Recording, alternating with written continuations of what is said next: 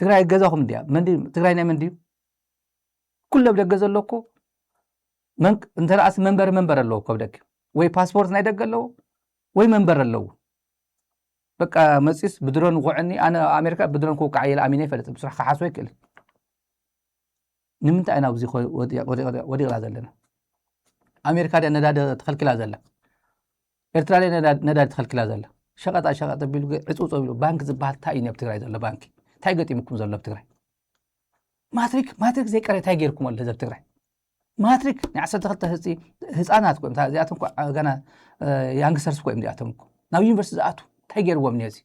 ፈተና ፍትን ኣቢሉ ትማል መንግስቲ ትግራይ እንታይ ይወፅእ ሕጊ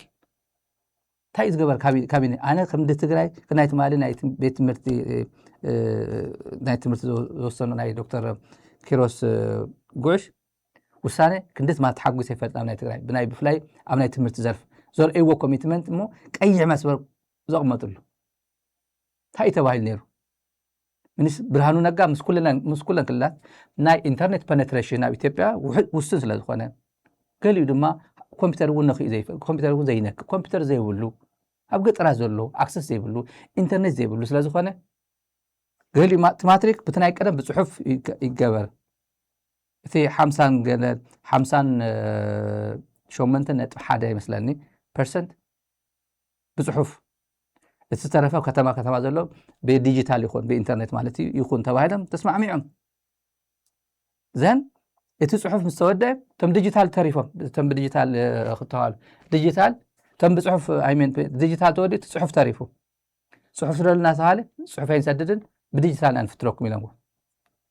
بإنترنت هنف تأتون لما ورد يتدالون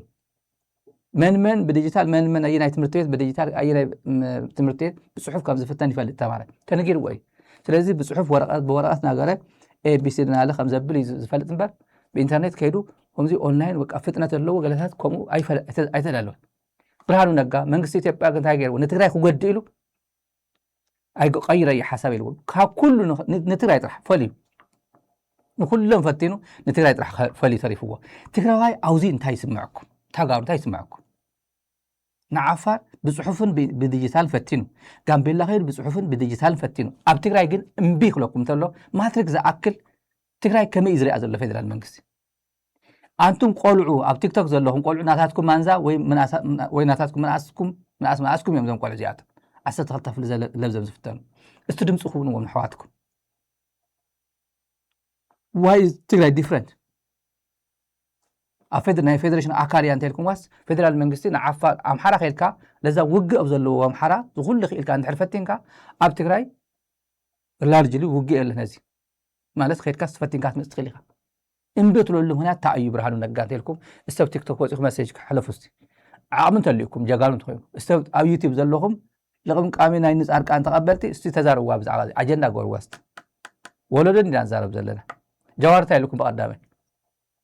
أتا نسألكان نجيتاتشو هل خي حاسكم خوني لكم تدفع لكم نتقرأ زي كونس نيتيوبيا بوليتيكا وانت حاسيبوا لكم حوحات بتقرأ نبارا يكونن تقرأ يا نباريت أبي بتسقنا نبارا يكونن إثيوبيا يا نباريت بزعوا دحر بتسقنات مس إثيوبيا بزعوا دحر حوحات مس تقرأ حسابوا لكم بقدامي دحر زمالك زي يسمعكم زي سكركم تهينكم تجارب تكون يدخل تجارب تكون يدخل غاري لكم صلي غاري لكم زخوي نجر ايجو هلخ غاري لكم صلوا عينهم انا هم حيزو صارقان هم حيزو كويله يعني عمد يخون شدي سورعي تزاري بيوزي صارقان سي كله سبنو وتدر فطتو نهاجر دا ኢትዮጵያ አንደርስታንዲንግ كل ነገር هم حيزو ويري انزل ليليكم كان مش شدي سورعي جوارتها لكم قرط مال غاري لكم صلي ايجو غاري لكم ولا هلخ غاري لكم ولا لكم تحاسبوا لكم بزي تايز قط منا زله هذا السوشيال ميديا قليل كوي كفلت يبقى زخونه غير تزارب زخونه كتزارب ماستوقياتات كونيهم نمتا يزارا ميديا ماستوقيات يسار حبزي ابدي سوا زله زخل ريل ستات جاليري ست نادونا حدربزي ግን ኣብ ሰዓት እዚ ዝኾነ ኣዲስ ኣበባ ዘሎ ኣዲስ ኣበባ ኮይኑ ማስታወቂያታት ዘብል ምስ ብልፅግና ዓይነት ዝተሓዙ ኣእምሮና ወረድ ብእውን ተኣሽም ኮይኑ ባያዝዲ ኮይና ኣእምሮና እውን ማለት እዩ ማስታወቂያ ኣይንሕልፍን እምበር ማስታወቂያታት ዘብል ብዙሕ ነገር ሳፖርት ናገበረ እዚ ሚድያ እዚ أو عدز له ستاف أول سبورت مجبرنا بزح وسايتاتنا سبورت مجبر أين جورة لما استوى نوع بجهاتكم داولنا أب تلفزيون داو علنا أب يوتيوب زلون كله أودينس نهالو بفلس بستاك أزبال ينقبل سوفار ينقبل نمن تاي مسلو أب تيك توك مسي هذه أولنا الكاس تاع وايلكم زي تحتو تقرأي قناتاتكم بر أديسها قناتاتكم هنا تنكم يمسلكم ده تمالي أطلس هوتيل أكابي أطلس بولي أطلس أكابي كله ما أسي تحت تزغد مشيت ساعات قلت تاي مسلكم دون قول تاي غير مسلكم نمن يوم دون قول حتى بالخير بوليس أراري زوسدو أنا فوتوغراف اللي معي قد فيك أي لطفلوني أي تودي شغال نخويا نوعنا ولا متيم ومية نوعنا ولا ودي شغال ومتيم أطلس مالي تقفيت صغير أيوة بس كله بيك أب تمس أي تخون أي خان ومسات نمن تاي مسلكم تغني أنا زارو ترجع خوام ومية أي تو سر أنت لمنا أنا بفيسبوك أنا خلت طفل بينا مع خلت ساعات ولا مرة أطلس بزخوني بزقنا مسارح غير وب يحزن ولدهم تزمهرهم صبو تግራይ ዝገጠማ ፀገም እውን ትግርኛ እንድሕር ዘይሰምዑ ኮይኖም ዓይነው ትግርኛ ኣይርድኦምን ይዛረቡ እዮም ኣይፅሕፉን ይፈልጥ የገሊኦም ኣብዚ ተወሊዶም ድሕሪ ዓብዮም ትግርኛ ይዛረቡ ገለ ይፅሕፍዎን ኣይኽእልዎ ስለዘየንብውን ኣብ ፌስቡክ ተፃሓፈ እውን ግዜኛ እንተዘይኮይኑ ኣየንብውን ወይ ድማ ኤኣይ ናብ ጎግል እናቐየሩ እዮም ዘንብብዎ ዝኾኑ ትግራይ ዝገጠማ ሓደ ዕድሚኦም ዘይፈቐደሎም ይኸውን ወይ ድማ ሞር ኦፍ ኣሜሪካናይዝ ስለዝኾኑ ወይ ብሪቲሽ ስለዝኾኑ ዝኾነ ናይ ደገ ባህሊ ፀሊዎም ይኸውን ናይ ትግራይ ነገር ብጉቦ ይፈጥዎን ዘሎ ትግራይ ዝገጠማ ፀገም ኣይትረድኦምን ዘሎ ንምንታይ ግን ሰብ ዘይወቕሶም ኣብ ደገ ዘሎ ቆልዑ እዮም እንዳበለ ቆልዑ ክኾኑ ግን ኣይኽእሉ እቲ ዳሜጅ ዝፈጥርዎ ዘለው ናይ ቆልዓ ዳሜጅ ኣይኮነን እዚ ናይ ብልፅግና ዳሜጅ ብርሃን ጁላ ዘይከኣሉ ኣብይ ኣሕመድ ዘይከኣሉ ብዞም ህፃውንቲ እዩ ዝፃወተላ ኣሎ ትግራይ ፅባሕ ንጎ ካልእ እዩ ብቆልዑ እንድሕር ሰይድካዮ ከዓ ንምልዓሉ ከቢድ ስለዝኸውን ፀጥ ኢና ንፅበዮም ዘለና ኣይርድኦም ገሊኡ ኣነ ኣዶኖ እሞ እንጀሮኦም ኣዲስ ኣበባ ስለ ዝገበሩ እዩ ገሊኦም እንጀሮኦም ኣዲስ ኣበባ እዩ እቲ ፕሮሞሽን ገለታት ዝርከቡ እውን ኣዲስ ኣበባ እዩ ምስ ብልፅግና እንትኸድካ እውን ዝኾነ ክተፋልጥ ሎሚ ቀሊል ብፍላይ ትግራዋይ ኮይኑ ናይ ብልፅግና ደጋፊ ኮይንካ ናይ ብልፅግና ፕሮሞሽን ሰራሕ ኮይንካ እሞ ትግራዋይ ኮይንካ ሽምካ እውን ምስ ትግራዋይ ዋልእ ገለያ ወዲእ ገለያ እናተባሃልካ ዓብዪ እንጀራኻ ንፈልጦ ኢና እዚ ሓደ ኦሮሞ ወይ ሓደ ኣምሓራይ ፕሮሞሽን ሰርሕ ስርዓት ስራሕ ተባሂሉ ትግራዋይ ስራሕ ተባሂሉ ነንወይንቲ እዩ ምክንያቱ ሰብ እዚ ብትግራዋይነት ይሽቅጥ ዘሎ ይሄው ተጋሩ ከምዚ ገና ነስርሖም ኣለና ኣዲስ ኣበባ እኮ በቃ ቢዚ ቢዩቲፉል ከምዚ ኮይና ብልምዓት እንዳለ ክሰርሐካ ተሎ በቃ ትስዕሮ ኣለኻ ማለት እዩ ኤንዌይ እንታይ ኢልዎም ነይሩ ቅድሚ ሕዚ ናይ መን ስራሕ ይሰርሑ ኣሎ ናይ ብልፅግና ፃድቃን እንታይ ኢልና ነይሩ ፃድቃን ብቲክታክ ብፌስቡክ ብዩቲብ ብኩሉ ንቃለስ ኣለና ነቲ ጉጅለ ንቃለስ ኣለና በበይ ፃድቃን ይኮነን እኮ ላይ ወፂኡ ታብ ጎርለይ ዕምባባ ሃውኒ ንህብ ሃውነ ይብሎምን እኮ ሰባት ዘዋፍር ከምዚ ብምንታይ ዘዋፍሩ ኣብ ዩቲብ ዘለው ትሪእዎም ሓደ ክልተ ሰለስተ ኩሎም ፍሉጣት እዮም ፃድቃን ዝምውሎም በዓል ዝነገረና እኮ አንተ ፌስቡክ ፅሕፍ የብሉ መቅርሺ ሃብኒ ዝለካ ኩሉ ሞነታይዝድ ኮይኑ ኢልና ስርሖም እዮም ሰርሑ ዘለው እዚኣቶም ፅባሕ ንጎ ሓፊሮም ዝነብሩ እዮም ዘረባ ይብልና ንኮን ብዚ ስምዕዎም ኣብዚ አንቀበልም ብላችኋል የቻለ ወደ አዲስ አበባ ይመጣል በአውሮፕላንም በአውቶቡስም ባገኘው መንገድ ያልቻለው ደግሞ በየበረሃው ሰፍሯል የተመኙትን ያህል ወጣት አላገኙም ያውም ሰራዊቱ ቲዲኤፍ የሚባለው ዋናው የጦርነት መሳሪያ የነበረው ከሰራዊት እየወጣ የሸሸ ወደ የቤቱ ነው እየተቀመጠ ያለው ለምሳሌ ከ5 ወር በፊት የትግራይ ሰራዊት እየተባለ የሚጠራው ባለፈው የጦርነት ውስጥ በጣም የአንበሳውን ድርሻ ይዞ አሁን ተደረሰበት ደረጃ ያደረሰው ኃይል አሁን በቁጥር ተመናምኗል እኛ የምናገኘው መረጃ ለምሳሌ አንድ አርሚ ተብሎ የሚጠራው ከ3-4 ወር በፊት ወይም ከዛ በፊት 16000 15000 የነበረ አሁን 2000 3000 ነው የደረሰው እነዚህ ሁሉ ተደምረው የጦርነት ማድረግ ፍላጎታቸውን ገድለውታል እዚህ ላይ አስተዋጽኦ ነበረን ብለን ነው ምናምነው የሁሉም የፖለቲካ ፓርቲዎች ልክ የትግራይ ህዝብ እንደሚያደርገው ሰራዊቱም እምቢ እንዲል ወጣቱም እምቢ እንዲል ህብረተሰቡም እምቢ እንዲል ማድረግ ላይ ድርሻ ነበረን ብለን ነው ምናምነው ሰራዊት ውስጥ ቆይተው ይሄን ፖለቲካ ጉዳይ ተቃውመው ውሳኔውን ተቃውሞ ማለት ነው ወደ በረሃ የወጡት አሁን ቲፒኤፍ ተብለው የትግራይ ሰላም ኃይል ተብለው የተደራጁት ኃይሎችም መሪዎቻቸውና ወዛ ያሉት ወጣቶች ህዝቡ እምቢታ ውጤት እያሳየን ያለው የሚል እንትን አለ ይሄ እንግዲህ በተለያየ መንገድ ይገለጻል። በተለይ ወጣቱ በብዙ አይነት ኢኒሼቲቭ አሁን የዘመኑ ቴክኖሎጂ በፈጠረው አይነት መንገድ በቲክቶክ፣ በፌስቡክ፣ በእነዚህ ሶሻል ሚዲያ በጣም በስፋት በዩቲዩብ እየታገልና መልእክቱን እያስተላለፈ ፍላጎታቸው እንዳይሳካ አስችሏል። እዚህ ላይ ያው እኛ እንግዲህ የለውጥ እና ሰላም ፈላጊዎች የምንባለው የራሳችን አስተዋጽኦ አለን ብዬ ነው የማምነው። ሕዚ ናይ ባዕልትና ርእቶ እዩ ናትና አስተዋጽኦ እዩ ናትና ግደ ዓብይ እዩ እዚኣቶም ከይጋደል መንእሰይ ትግራይ ከይጋደል መንእሰይ ትግራይ ዓርሱ ከይከላኸል ንገብሮም ኣለና ንመን ኣዋፊርና ከፊትና ንሰዶም ቲክቶከራት ኣለው ዩቲዩበራት ኣለው ፌስቡክ ኣለው ሳተላይት ሙሉና ንቃለሶ ዘለና ካብኡ ድማ ዝተረፈ ድማ ንዓፋር ውፃ ንብሎ ኣለና እዩ እዞም ቲክቶከራት ዝበሃሉ እስቲ ንዓፋር ውፃ ዝበሃሉ እንታይ ክትገብር ንዓፋር ትወፅእ ኣለካ ኢልኩም ተዛረቡ በልዎ ንዓፋር ትወፅእ ኣለካ መንእሰይ ትግራይ ኪደ ወድኻ ኣብ ገዛኻ ኩን ኢልኩም ተዛረብዎ ኣይዛረብዎን ሓደ መሃይማን እዮም ድሮፕ ሃይስኩል ድሮፕ ኣውት እዮም ወይ ዝኾነ ነገራት ወይ ድማ ብጥቕሚ ከም ዝበልክዎ ተኸፊልኩ ኢኻ እምበር ኢልካ መድሃኒ ያለ ክምርቐኒ ኢልካ ጻድቃን ክምርቐኒ ኢልካ ጻድቃን ከም ሽሙ ክምርቐኒ ኢልካ ኣብ ፌስቡክ ኣብ ቲክቶክ ኣይትውዕልን ብስራሕ እዩ ንቃለስ ኢና ዘለና እዩ ባዕሉ እውን ነጊሩና ኣብ ፌስቡክ ጽሕፈ ይብል እሞ ገንዘብ ሃበና ይብለካ ሞነታይዝ ኮይኑ ኩሉ ብጣዕሚ ናይ ገንዘብ ሕፅረት ኣለና ዝብል ሕፅረት የብሎም እዚኣቶም ቀጥፈት እዚ ሓሰውቲ እዚ ብልጽግና መዓት ገንዘብ ይበጅትሎም ዘሎ እዚ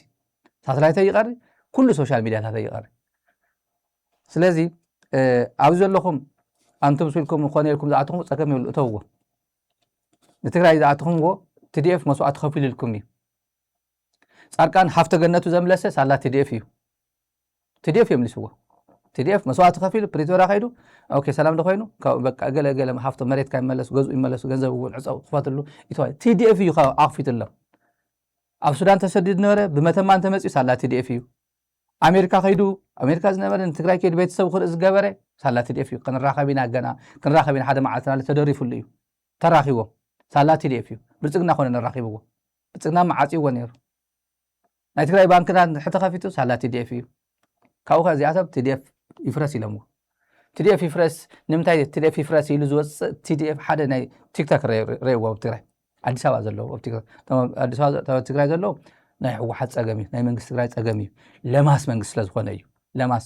ኣፅሪፉ ንህዝቢ ትግራይ ንባዕሉ ተፀሪፉ ንህዝቢ ትግራይ ዘፅርፍ ዘሎ ንሰራዊት ትግራይ ዘፅርፍ ዘሎ እዩ እዚ ተዛሪቦ እዩ ቅድሚ ሕዚ ድሕሪ ኣብ መርፃ እዋን ይራኽበና ምስ ሕወሓት ኢሉ ተዛሪቦ እዩ ኣነ እዚ ቅድሚ ሕዚ ጥራሕ ዝዓቐበት እዚ የዋፅኡና እምበር ጥራሕ ሰራዊት ትግራይ ሕዚ ፖለቲካ መሪሕነት ዝኾነ ነገር ጥብና በልኩም ሓግዝዎ ንእሽተይ እምበር ተዋና ናይ መኸተ ሰራዊት ትግራይ እዩ ንፈልጤና እዚ ህዝቢ ትግራይ እዩ ህዝቢ ትግራይ ጥራሕ ክብሩ ናብ ንበሩ መልሱሉ እምበር ምስ ሕወሓት ኣብ መረፃ ይራኽበና ድሓር ደጊመ ተዛሪቦ እየ እዚ ደጊመ ደጋጊመ ሕዚ ግን ኣዋፅዎ ዝዓቐበት እዚኣ ዝኾነ ንጥፍጣፍ ዝኾነ ጥፍ ትብል እውን ዝሕግዘካ ሓቢርካ ኢኻ ትኸይድ እንኳን ዶ ኣብ ትግራይ ዘሎ ሓይሊ ብዙሕ መሓውር ዘለዎ ዝኾነ ኣካል ክሕግዝ እየ ዝበለ እሺ ኢልካ ኢኻ ትኸይድ ዓቐበት የዋፀና እዩ በዓሉ ተፀሪፉ መሓውሩ ኣፅሪፉ ንሰራዊቱ ኣዋሪዱ ንህዝቢ ዘዋርድ ዘሎ ኣብ ትግራይ ዘሎ መሪሕነት እዩ ሕቶ የብሉን ኣብዚ ሕቶ የብሉን ውናት ብና ኣቤል ጌርካ ሕዚ ናይ ትግራይ መኸተ ሓይልታት ዝበሃላ ፍሉጣት እየን ትግራይ መሰረት ዝገበረ ፖለቲካ ውድባት ንፈልጦም ኢና ኣዲስ ኣበባ ዘለው ባንዴራ ናይ ኢትዮጵያ ባንዴራ ፍሉጣ ይንባል ኢና ጠጠው ኢልና ንኢትዮጵያ ንዝምርን ኢና በቃ ትግራይ ዝጮኑ ናይ ትግራይ ናሽናሊስት ከመይ ዝበለ ብሄርተኛታት ዝነበሩ ሰባት ድሓር ናይ ብልጽግና ተቐለብተኛታት ክኾኑ ኢልካ መን ይግምት መንእሰይ ትግራይ ትጋደል ህዝቢ ኢሮብ ተታሒዙ እንዳሃለወስ ህዝቢ ኢሮብ ኣነ ይነግረካ ኣለኹ ኢልካ ንህዝቢ ኢሮብ ኣክቲቪስት ትኾነሉ ህዝቢ ኢሮብ ብምንታይ ኩነታት ድዩ ከመይ ድዩ ከመይ ጌርና ዳና ናብ ንብሩ ተመሊሱ ህዝቢ ኢሮብ ከመይ ድዩ ብልጽግና ከመይ ገይርዎ ነይሩ ኣብይ ከመይ ገይሩ ተላጊፅሉ ነይሩ ንፈልጦ ኢና እኮ ንፈልጦ ኢና ኣብዚ ውናት እንታይ ኢሉ ኣብኣቤል ገይሩ ማለት እዩ ናይ ጉዳያት ወፃኢ ውናት ረብሓ ትግራይ ኣህጊርካ ናይ ትግራይ ኢንተረስት ኣህጊርካ ፐርሰናል ኢንተረስት ኢንተርቴን ኣይትገብር ናይ ውልቀ ኢንተረስት ንውልቀ ኢንተረስት ኸይልካ ናይ ትግራይ ክትህግር ኣይትኽእል ረእይዎም እዚኣቶም ምዕራብ ትግራይ የልዕሉ ፀለምቲ የልዕሉ 40% ዝተወረረ ናይ ትግራይ መሬት ናይ መን እዩ ናይ ሕወሓት ይመስለኩም ናይ ደብረፅዮን ይመስለኩም ደብረፅዮን እኮ ፅባሕ ካብዚ ዓለም የለን እኮ ኣነ የለኹም ማንም የለኹም እኮ ናይ ትግራይ ግዝኣት ኮይኑ ዝፀንሕ ኣብ ምዕራብ ትግራይ ዘሎ ህዝቢ ናይ ምዕራብ ትግራይ ኮይኑ ህዝብና ኮይኑ ይጸንሕ ሕዚ ትክምክም ስለ ዝበለካ ገንዘብ ስለ ንሽተ ሽጉጥ ስለ ዘበለካ ታ ግዜ እዋና ክትጥቀመልካ ናይ ትምቹ እዋን መጽ ያላሞ ብልዕ ምጥጥ ከብላይልካ ከምኡ ክትነብር ኣይትኽእልን ኢኻ ግዜ ማለት ኩሉ ግዜ ኣለዎ ግዜ ጽቡቕ ኣሎ ተንብል እዚ ሚድያ እዚ ግዜ ጽቡቕ ነይርዎ ህዝቢ ንኽጥቀም ምስ ብልጽግና ጽጊዕ ኢሉ ምጥጥ ኣቢሉ ክህፍትም እዚ ሚድያ እዚ ዕድል ነይርዎ ሰፊዕ ዕድል ነይርዎ ኣደኑ ክንደይ ናይ ትግራይ ይርድኦ ኸውን ኣይፈለጥን ክሰፊዕ ዕድል ነይርዎ እዚ ሚድያ እዚ የዋጽና ደሞ ንመን ዕላማና ንምታይ ድዩ ንቢዝነስ ኢና ጀሚርና ካብ መጀመሪ ቃልሲ ትግራይ እንታይ ድዩ መንእሰይ ትግራይ ኣቦታትና ኣሕዋትና ኣዴታትና ዝኩሉ ግፍዒ ዝበፅሐን ትግራይ ንምንታይ ድዩ ብውልቀ በብዝኸድካዮ ከም ነጋዳይ ከይድካ ክንደይ ረፈላ እዚኣ ናልካስ ኮስት በነፊት ኣናሊሲስ ናልካስ ናብ ቢዝነስ ትቕይሮ ዕላማ እንድዩ እሞ ድማ ቶም ዓበይቲ ዝነበሩ ብትግራይ ዝምሕሉ ነበሩ ስጋ ብፆትሉ ኣዶ ነዚ ጻድቃን ስጋ ብፆት ኢሉ ድኾን ይምሕል ይኸውን ኢሉ ይምሕል ድኾን ይመፀሉ ድኾን አንደበቱ ሓየሎም ወይ ሓየሎም ስጋ ሓየሎም እዮም ዝብሉ ብዙሓት ተጋልቲ ስጋ ሓየሎም ኢሉስ ክምሕል ዝኾነ ሞራል ይህልዎ ኣይህልዎ በፍጹም ሞራል ኣይመፀሉ አንደበቱ ስጋ ብፆት ክብላ ይኽእል እሱ ለሚድ እኮ ሓደ ግዜ ከምኡ ክትብል ትኽእል ኢኻ ሞራል ግን ኣይህልዎ ነዚ ናይ ኣቤል መልእኽቲ ኣለና ናይ ኣቤል መልእኽቲ ኣለና ናብ ምርምር ዝበለ ጉዳይ ኣለና ትገብሮ ቃልሲ እንተዚ ኮይኑ ኣንጻር ናይ ዝኾነ ኣካል ከም ዘይኮነ ክንርድእ ክእለኒ ብዚ መንገዲ ክንርድእ ክፍትና ተወሳኺ ብዋጋ ትግራይ ረብሓ ትግራይ ህጊርካ ብስም ዝኾነ ይኹን መንገዲ ረብሓ ትግራይ ተሃጊሩ ዘረጋገጽ ናይ ማንም ረብሓ እውን ኩሉ ይኽእል ኣይንፈቅድ ኣንጻር ናይ ዝኾነ ረብሓ ኣካል ኣይኮነ ናይ ዝኾነ ኣካል ረብሓ ኣይኮነ ዝኾነ ኣካል ከዓ ብዋጋ ትግራይ ረውሕኡ ከስስል ኣይንፈቅድን ከስስል ዝኽእል እውን የለን ብዋጋና ሳልሳይ ዋና ነጥብ ትግራይ ብዘለዋ ኣቀማምጣ ጥራሕት ይኮነ ብዘለዋ ቫልዩን ክብርታት ብዘለዎ ናይ ትግራይ ናይ ምግባር ዓቕሚ ኣብዚ ከባቢ እዚ ተደላይን ዝሕረን ዘላቕ ማሓዛን ከም ዝኾነ ክንርድእ ከምኡ እውን ስለ ዝኾነ ኮሪ ልዕሊ ቁፅሩ ክገብር ዝኽእል ህዝቢ ብታሪኹ ዝፍለጥ ብዙ ዕሽሽ ተባሂልና ንሓልፍ ህዝቢ ኣይኮናን ማሓዛ ንከውን ዓቕሚ ንከውን ኣብቲ ዘዋ ዘለ ሽግር እውን ዘባዊ ፍታሕ ምምፃእ ግደ ክህልወና ዝኽእል ዓዲ ምዃና ክንርድእ ኢና ናይ መወፃኢ መራኸቢና ብዚ መንገዲ እዚ ይኽውን ካሊእ ምስ ጎረባብትን ምስ ኣሕዋት ህዝብታት ኣለውና ሓው ህዝቢ ኣለና ኣብ ኤርትራ ሓው ህዝቢ ወገን ህዝቢ ጎረቤት ህዝቢ ፅቡቅ ጎረቤት ኣለና ኣብ ሱዳን ብዚኣቶም ዘለና ርክብ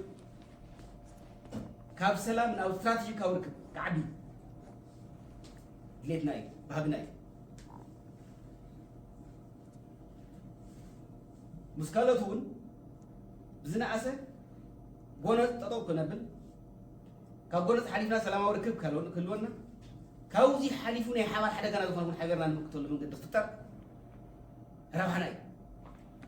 ረብሓ ትግራይ ተመልከቲ ኣብዚ ኣብ ዩቲዩብ ኣለኩም ክትሰምዕዋ እንተደለኹም እዚኣ ፅብቕቲ መልእኽቲ እያ ናይ ኣንጻር ረብሓ ትግራይ ጠጠው ዘይብል ፀላኢና ኣይኸውንን ይብል ኣቤል ኣንጻር ረብሓ ትግራይ ጠጠው ዘይብል እንተኮይኑ ፀላኢና ኣይኸውን ተናእሰ ወይ ፈታዊና እዩ ወይ ኒውትራል ኮይኑ ዝሓልፋ ኣንጻር ረብሓ ትግራይ ጠጠው እንተኢሉ ግን ፀላኢ ትግራይ እዩ ውልቀ ሰብ ይኹን ጉጅለ ይኹን ህዝቢ ይኹን ክልል ይኹን ሃገር ይኹን ኣብዚ እሞ ናይ ሪጅናል እውን ናይ ሪጅናል ትግራይ ፈተውቲ ኣጥርያ እያ ትማሊ ሰኣነቶም ፈተውቲ ሎሚ ናብ ኑሩ ትምልስ ኣላ እያ ጎረባብትና ረእይዎ ሕዚ ጎረባብትና ትማሊ ብዝተፈላለየ መንገዲ ሱዳን ብዓቕማ ዝኩሉ ናይ ትግራይ ዋሕስ ኮይና ብዝኩሉ ኣብ ፀገማት ዝነበረት ኣብዪ ኣሕመድ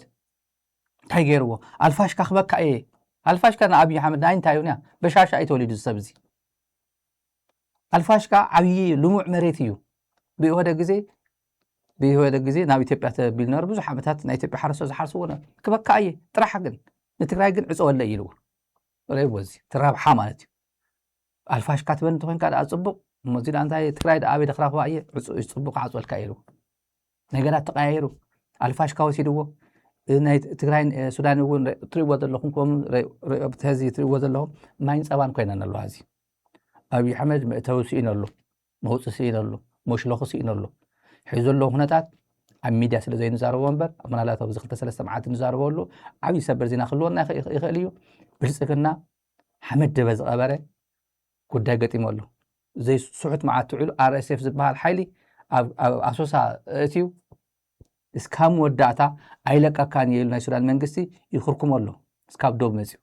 اسكاب دوبات مسيو أبي خناتاتكم زلوا ناي سودان ميديا تاتكاتر وتخليهم فتاوي أنا بسيكم ندحت كيلكم الحساب ملس بوليتيكيا أيو ناي دبلوماس خلات له ناي لمعات له بقى إتيبيا أنا هلا تسوي خير زي ما سكون عندي إلا إتيبيا بوليتيكا بارتي مسكونه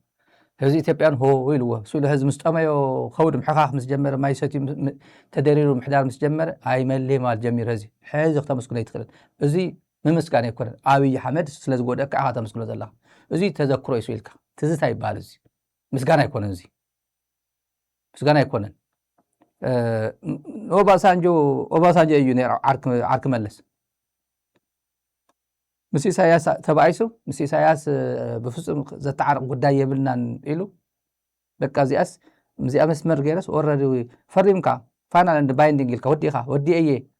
وي كمال كذا مفرامي وي مبي حيل اللي سعير عندي أي فرمني فانا عند بايندينج اللي وي فرمن وين بتبل فريمكا مسحركا ما مسلام دو حمش شرط دو حتى بتخشى نوبزي تقبر تبل دو إلكا زخلو سراوت إثيوبيا زخلو سراوت إثيوبيا تقرأي أي سلام أي لمعات أي وق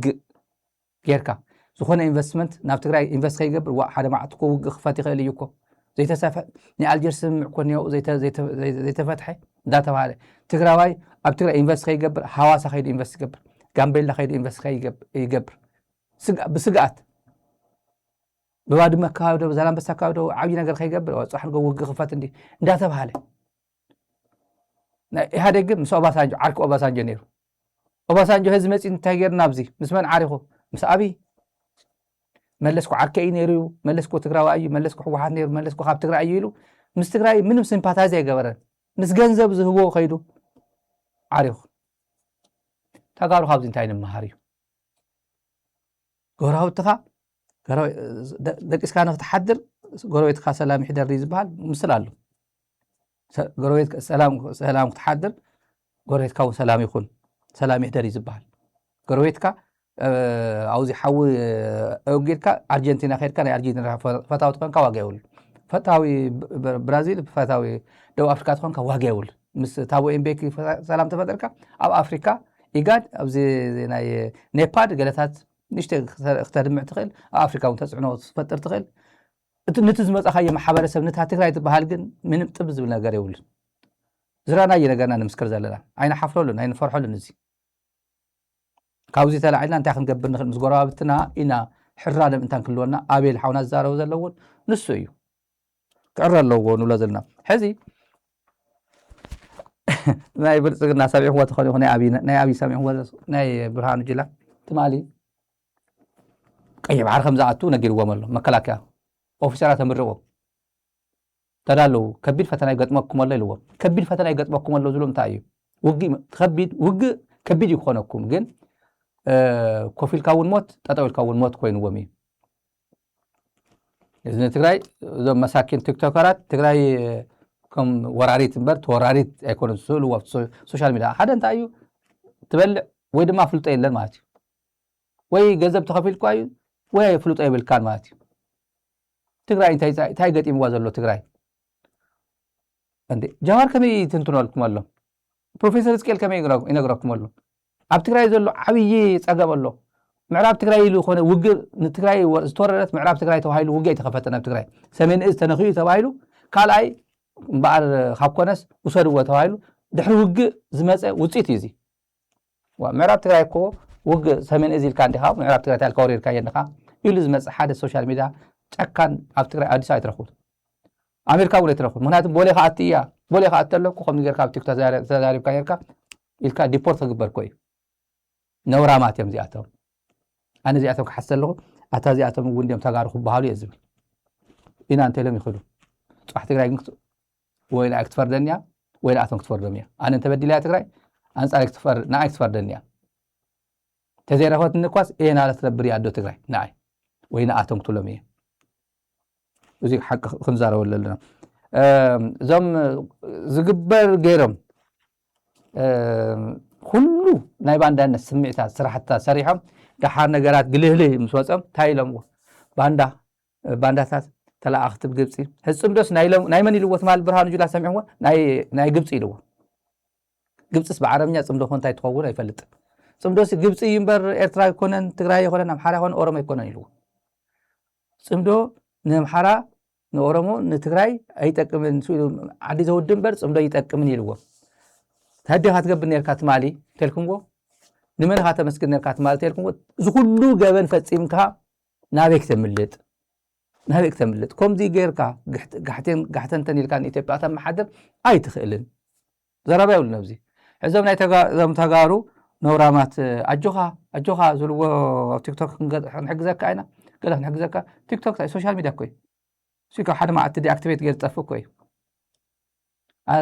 يقولون دخون أنا 300,000 لين فولور حدا مليون لين الكادو سوشيال ميديا كوي حدا زخون غير كاس تعال خيد كوي سبنا خلوكم الله ما يتشم زي يسبر كبر خلوكم الله سوشيال كابيتال كلوكم الله سوشيال كابيتال زلو وسب لو حدا مليون فولور نحط دي اكتيفيت غير ونحط فيه نصبحت حدا مليون زركب سوشيال كابيتال اللي هو لمين يكون سوشيال فولور قول اتوجه عندك ورني 100,000 كم مع 6,000 تواني كم تو سوشيال ميديا لكم بانداتات أديس أبابا خوينا مكو بانداتات نعرف تقرأ أيزوها دمك أزولو زولو سهافتنا زولو بانداتات 100,000 ومن تجارو فلو 100,000 تواني 100,000 برخبك أيه كن زي أتواني كيوم نير ودسا سوشيال ميديا بجنزب مسكينة تقرأ هيدا ما فلاتهم تقالتي TDF كحجزوا دابلو TDF من تانك حجز تام 100,000 دار إيماتي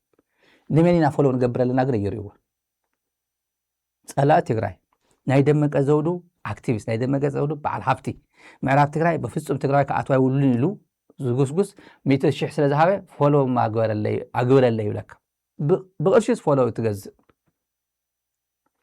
عيمين تجارو خردو أزقبنا أنا قريه كير كفولو أتبع إذا خطوة تونا خمسة لا نماني سبزيلو نشتى كونسل رأي قبر ماني سبزي مجمرة نسأل أخاد خفولو غير كاس كتهترو سأل أدو ضربي ده سأل فولو يقول نعملت سبسكرايب يقولوا كندي سبيرو لايف نعملت زميلي أزوج تقول أم حرني خاطر تصلحه كندي سبيرو كندي فولو يقبل كفتي لايف زعتو 800 سبسكرايب يقول إزري أفترض أن رأينا كفتي أناليتكس نرأينا 800 سبسكرايب يقول إزري سأل أصل إزري ماتي نجرا information daily إزمة سراو تايب بحال اللي بزجاج زيهول سبسكرايب كنت غير وان كتعبيات ميديا كعبي أيو هذا أنت عاوي لما أنصارك تطأك خووني تطأك بليو كعبي ولن قد ما تأخر أيو سبسكرايب قبل ألا يجور نصر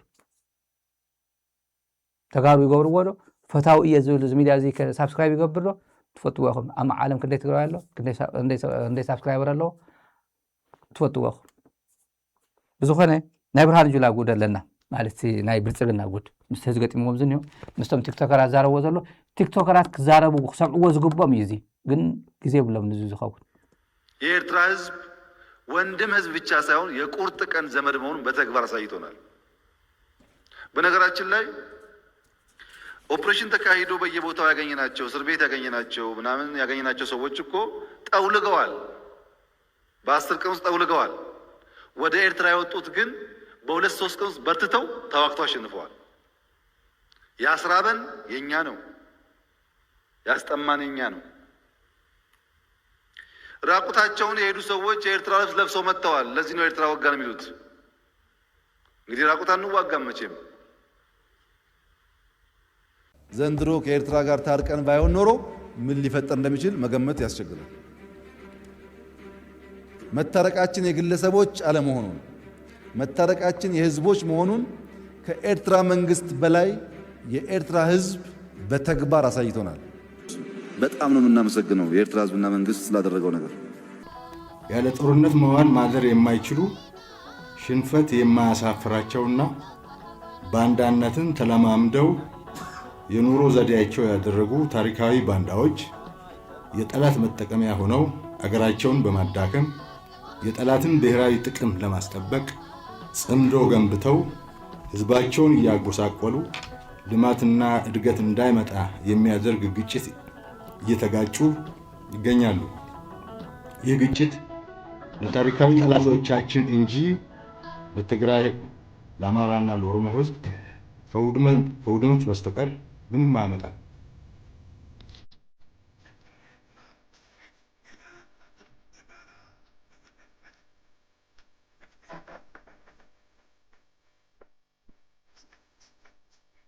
የእዝ አዛዦች የጦር አዛዦች አብሮ እንደተገነባ አብሮ እንደሰለጠነ ሰራዊት በከፍተኛ ትስስር እና ውህድ ለዚህ ድል አብቅተው ከዚህ በኋላ ሁለቱ ሀገር ሊነጣጠሉ አይችሉም። የሁለቱ ሀገር ህዝቦች ድልድይ መሆን የምንችለው እኛ ነን። ራቁታቸውን የሄዱ ሰዎች የኤርትራ ልብስ ለብሰው መጥተዋል። ለዚህ ነው ኤርትራ ወጋን የሚሉት። እንግዲህ ራቁታ እንዋጋም መቼም። እዚ ሃብዎም ነቶም ቲክቶከራት ነቶም ኣብ ቲክቶክ ዘለው ትግራይ ከምዚ እያ ዝብሉ ዘለው እዚ ንገርዎም ጥራሕ ዝባና መቸም ከይንዋጋዕ ኢልና ናይ ኤርትራ ክዳን ተኸዲና ናብ ትግራይ ኣቲና ክብለኩም ተሎ ኣምሓርኛ ዝሰምዑ እንተኮይኖም ተርጉምኩም ብእንግሊዝኛ ንገርዎም። እቶም ኮነሎም ዘጥፉ ባንዳታት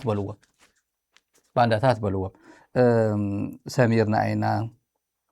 ተዋሃሂድና ወይ ለኻ ጠፋእኻ ጓና ናይ ወዲ ትኽል ደርፊ እዩ እዚ ስኢለ ይኮነ እንተደሪፉ እዚ ሕዚ ብርሃኑ ጁላሲ ኣይሓፍሩም እንታይ ኢልዎም ስዕረት ዘይሕፍሮም ባንዳታት ኢልዎም። መን እዩ ተሳዒሮም? ትግራይ ተሳዒራ ስዕረት ዘይሕፍሮም ባንዳታት ተጣሚሮም ፅምዶ ኢሎም ይመፀሎ ኢልዎም። እዚኦም ኩሉ ዘረባታት ናይ ማን እዮም እዚኣቶም? ኣብይ ኣሕመድ መን እዩ? ብርሃኑ ጁላ መን እዩ? ኣባው ታደሰ መን እዩ? መሓመድ ተሰማ መን እዩ? ንመን እዮም እዚኣቶም? ባንዳታት ድዮምስ ፈተውቲ ዓዲ እዮም እዚኣቶም? ጨዋታት ድዮም ወይስ ዓርሶም ክኢሎም ዝተዋግኦም ትማሊ? ንመን ከድሑን እዮም? ሞያሌ ድዮም ተኸላኺሎም ናይ ድርቡሽ ዲ መፂዎም ግብፂ ድያ መፂኣቶም ቱርኪያ መፂኣቶም ተኸላኺሎም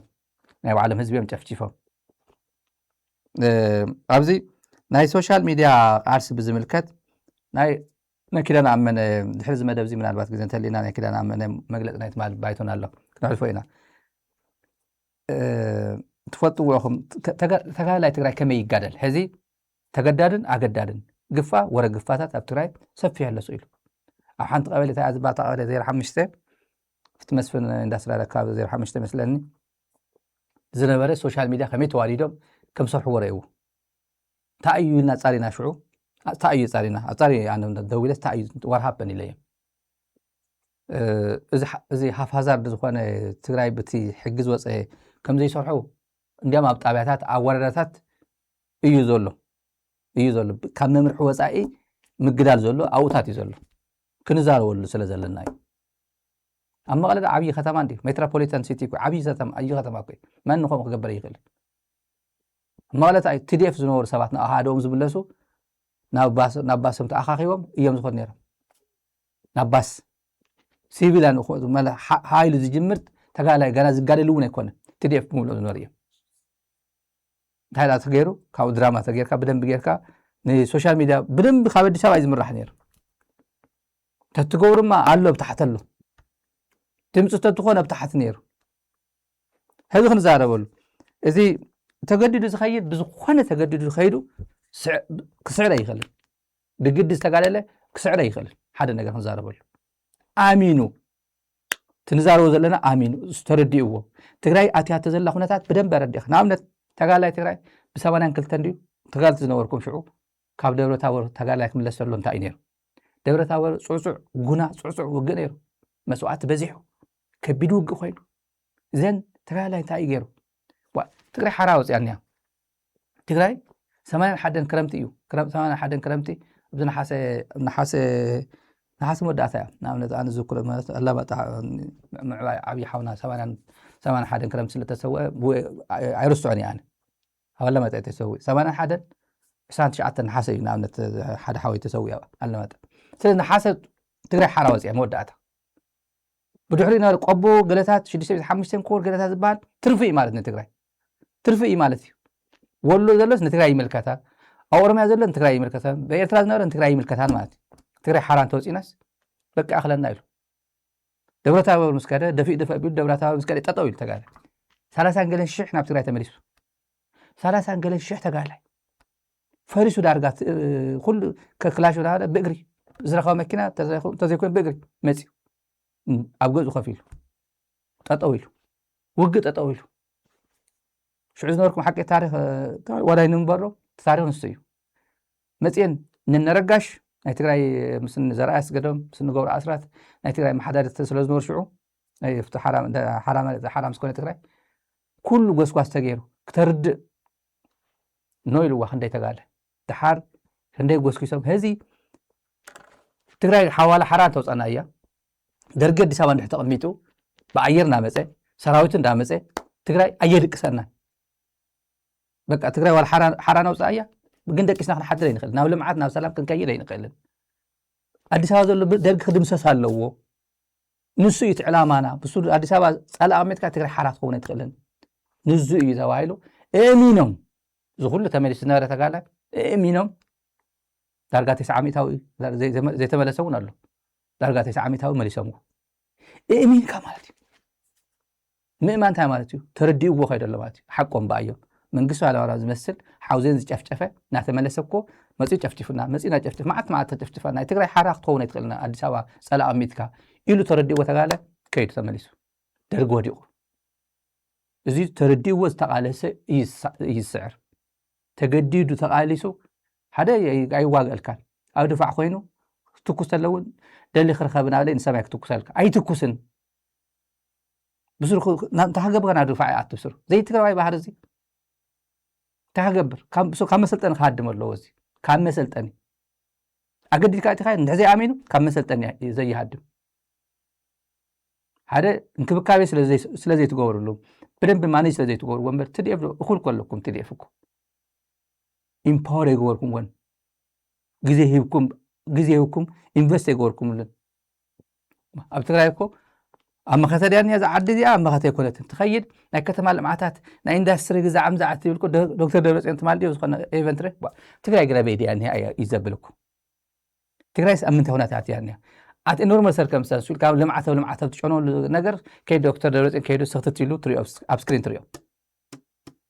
أوزي دم قفا دم أوزي سوشيال ميديا هو بيبال أمن تاي تهز باسنا البون وتردوه تأتي هم وزنيهم شابتر باب دم بتردوه بو غيركم با رول موديل زي تكون تهزبي تتزنيهم بو أرسي بس قلنا هم يدالوا لكم الله ورا نعتبرس كتما إندستري دو جلسات إندستري كيركاس وركشوب كيركا خفتبل أيدنا كم كذا زلخ زنينا يكون تاس نو زتقلب لي هذي أنا أي مثلاً هزوكم سراويتكم مورالي تزنيهم مردة أبسكرنا مسخا أبتلاجين ممسا تأيه تلاجين زبزح مع زمس سلطان سعيد سكرين فوتو قال بهذه المسلوم خم ليس يساعوا يخون حلفنتكم كوي مسزوكم انتراكت تقور كم في ملك تحلف ويس سراويت أزاز ناز مدرسة مسألة خمزين أخلقكم ترليكم سراويتكم سراويتكم من قصة يقبل أبتكرت لنا ما خد حيلة تيجبر تميدا مسيزو مسيزو زي الرخب زي يرد تايجت إمونا تمكروا ينقركم الله كون هيدا رتاور تمكر دانشا تايجت إمكم إثرا سراويت مثل سبع سراويت ببعض المكان مستجمر تاجر من خيرون تذكروا ودن دانشا زخده دانشا زنور تقالتي هذا حدا إيدهم حدا أقرم قلتات حدا عينهم يسألوا تقالتي دانشا في تيكونكم من وخلات يكونكم مكلاكات خونه يدخلون كتقول يدخلون إلو ننسيه ننملس نن ساركا زمر حوز نره ملس ناي كل سراويتات كوماندر إن شيف سيه منستر ساركان يتماجر شون كوينم زبار رو تغانا لاي تغراي كوي زبار رو دانشا سلدي لهم خيدي لهم دحال مسجنو انت يغيرن دانشا زلو نعايلم كململو ناباد ما هم صوير دليم چدي لهم أرجعش الله ندي أبيوت أرجعش الله كو أرجعش ندي هيدا نورت حنتي كورا أسرات چدي لهم فل نيوكو بيوت كو كورا أسرات چدي لهم ما راح تراي كونيرو زين من كيد من سري دمو بتغالا تراي مني فتو توايلو من كأمني دانشا زلو من كأمنو ንስምረት ሰይደምጉ ስምረት ኣሜሪካ እዩ ዘሎ ሕዚ ስደት እዩ ዘሎ ንስምረት ሰይደምጉ ስምረት ፍቱ እዩ ተባሂሉ ስምረት መፅኡ ከምዚ ገጢሙና ከምዚ ገጢሙና ስትት ኢሉ ክልተ ክፍለ ሰራዊት ክልተ ክፍለ ጦር ሒዙ መፅኡ ንባድመ መፅኡ ተሰዊኦም መዓት ኤሚን መፅዎም ማለት እዩ ኤሚን መፅዎም ተሰዊኦም መስዋዕቲ ከፊሎም ኣለዉ ብሂወቶም ተረፈሉ ኣብ ልዕሊ ጉድኣቶም ጉድኣት ዘስተናገዱ እውን ኣሎ ናይ ትማል ታሪክና እዩ እዚ ኣብ ናይ መናእሰይ እውን ኣብ ኢትዮ ኤርትራ መናእሰይ እውን ሃይስኩል ዘይቀረዩ ይኸዱ ነይሮም ናብ ምግዳል ከመይ እዮም ኣትዮም ንኒ ቢንያም ተወልደ 12 ክፍሊ ምስ ኣተወ ስትሬት ኤ የምፅኡ ቢንያም ተወልደ ኣነ እንተዘይተጋጊ ስትሬት ኤ የምፅኡ ምናልባት ወይ ትግርኛ ወይ ኣምሓርኛ ገለ ምፅኡ ይኸውን እምበር ኩለን ኤ የምፅዎን መቐለ ዩኒቨርሲቲ ገለ ተመዲቡ ነይሩ መጀመርያ ኣብ ዘየለሉ ሰዓት ግን ንሱ ተጋዲሉ 12 ውፅኢት እውን ኣይረአየን ኣጋዲሎምዎ ካብኡ ነገር ውግእ ተወዲኡ ናብ ደብረ ዘይት ዩኒቨርሲቲ ኣብቲ ኮሌጅ መእትዮምዎ ከምኡ ዝወሰሉ ብዙሓት ነይሮም ተጋድልቲ ነይሮም ዝተጋደሉ ማለት እየ ኣብ ኢትዮ ኤርትራ ካብ ሃይ ስኩል ደልዮም ድዮም ተገዲዶም ኦሮምያ ዝነበረ ካይዳን ኣብ ትግራይ ዝነበረ ካይዳን ነኖይንቲ እዩ ነይሩ ንኣብነት ኣብ ትግራይ መን ዳክጋደልካ ተወሪርካ እኮ ኢኻ ሻዕብያ ከወሪርካ እናተባሃለ ዝነበረ ወስኳስ ንፈልጦ ኢና ትሽዑ ዝነበረ ግን ቲክቶክ የለ ፌስቡክ የለ ዩቲብ የለ ገሌታት የለ ቴሌቪዥን እውን ሓንቲ ኢትዮጵያ ቴሌቪዥን እያ ማንም ዘቃልዕካ የለን ገለ የለን ኣብቲ ናይ ቀደም ኣብቲ ናይ 17 ዓመት እውን ጠጦበና ተባሃልካ ክትእምን ግፋይ ነበረና ይባለ ኮኤርሲቭ ሜቴድ ግን ነይሩ ቀደም ኣብ ናይ ሕወሓት ግዜ መገደዲ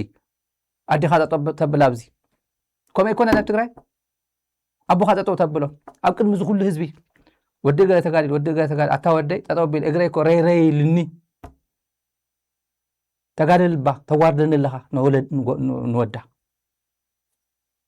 ከምኡ ኣይኮነን ኣነ ስሜታዊ ይገብረኒ እዚ ኣቱም ከምኡ ትገብሩ ነበርኩም ንገብሩ ኣስራት ሎሚ ብዛዕባ እዚ ክዛረቡ ትኽእሉ ኣቱም ከምዚ ትገብሩ ነበርኩም ንሃለቃ ፀጋይ ሎሚ ዶ ከምዚ ክዛረቡ ትኽእሉ ከመይ ጌርኩም ዶኩም ሓሊፍኩምዎ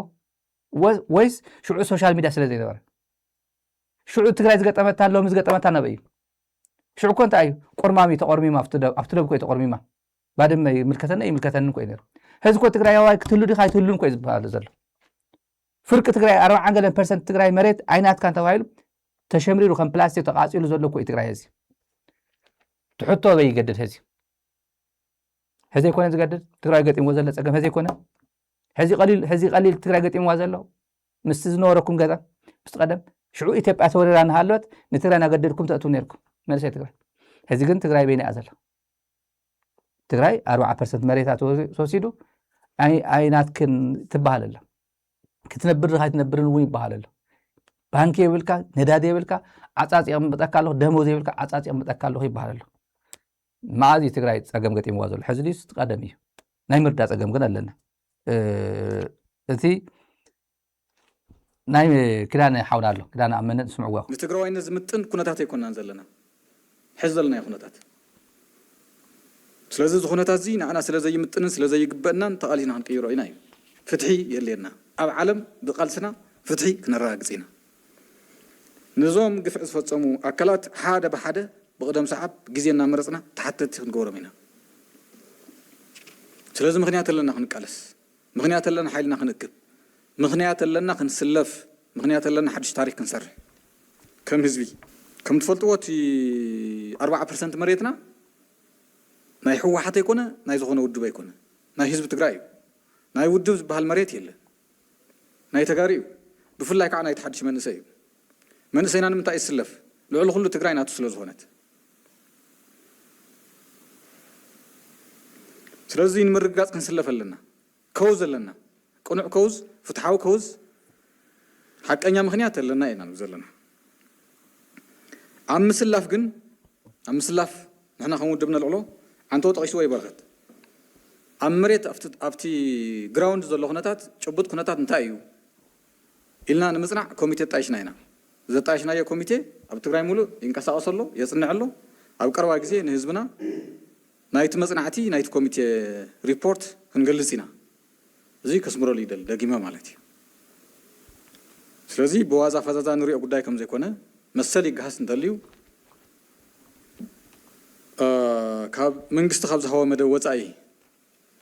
ካልኦት ኣካላት እውን ይሕንክሩ እንተልዮም ዘሽሙ ሽም ይውዎ እንተልዮም ከም ትካል ዘጻር ኮሚቴ ኣጣይሽና ንሰርሕ ኣለና ኢና ስለዚ ኣብ ምስላፍ ሓደ ኣሰላፍን ተሰላፍን ክህሉ የብሉን ኣሰላፍን ተሰላፍን ክህሉ የብሉን ኩሉ በዓልና እዩ በዓል ዋና እዩ ካሊእ ኣገዳድን ተገዳድን እውን ክህሉ የብሉን ሓደ ዘገድድ ካሊእ ዝግደድ ክህሉ የብሉን ትግራይ ናይ ኩላትና እያ ኩላትና ማዕረን ቃለሰላ ማዕረን ስወላ ማዕረውን መሰል ንሓትት ስለዚ ኣብ ናይ ትግራይ ጉዳይ ክሳብ ዝግደድ ዝፅበ እንተልዩ እውን ተሓታት እዩ ኣብ ናይ ትግራይ ጉዳይ ንዓት ከገድድ ዝምክሩ እውን ተሓታት እዩ ክልቲኦም ተሓታት እዮም እቲ ክሳብ ዝግደድ ዝፅበ እውን ወይ ብናይ ባዕሉ ስንፍና ወይ ብናይ ፀላእ ፕሮፓጋንዳ ወይ ብናትና ናይ ኣተሓዛ ፀገም ብናይ መንግስቲ ማለት እየ ናይ ተጋሩ ኣተሓዛ ፀገም ዘይስለፍ እንድሕር ኮይኑ ተሓታት እዩ ካሊእ ፍትሓዊ መንገዲ ኩሉ ትግራዋይ ብቕንዕና ክቃለስ እናኽኣለ ዘገድድ እንተልዩ እውን ተሓታት እዩ መንእሰይና ዝተፈላለዩ ፕሮፓጋንዳ ቡቲን ቶም ሰብ ዓላማ የደንቁርዎ ኣለዎ እዮም ከምቲ ተጠቐሰ እቲ መፍትሒ ንመንእሰይና ንሕልፎ መልእኽቲ እቲ መፍትሒ ኣብ ዓድኻ ሽኻል ትግራዋይነት ኣጠንኪርካ ኣብ ዓድኻ ምቅላስ እምበር ንትግራይ ገዲፍካ ምኻድ ኣይኮነን ፀገም እንድሕረሉ እዩ ንሕና ኢና ፌስ ክንገብሮ ዘለና ትግራይ ናትና እያ ፀባሕ ናትና እዩ ናይ መናእሰይ እዩ ትግራይ መድሕን ዘይኮነት ካሊእ ዓዲ መድሕን ክኾን ኣይኽእልን ትፀገም ህዝ እንተዘይገጢምናዮ ፅባሕ እውን ኣብኡ ክፅበየና ዝፍታሕ የለን ዘይሰዓር ፀገም ከዓ የለን ትዝቐለለ ፀገም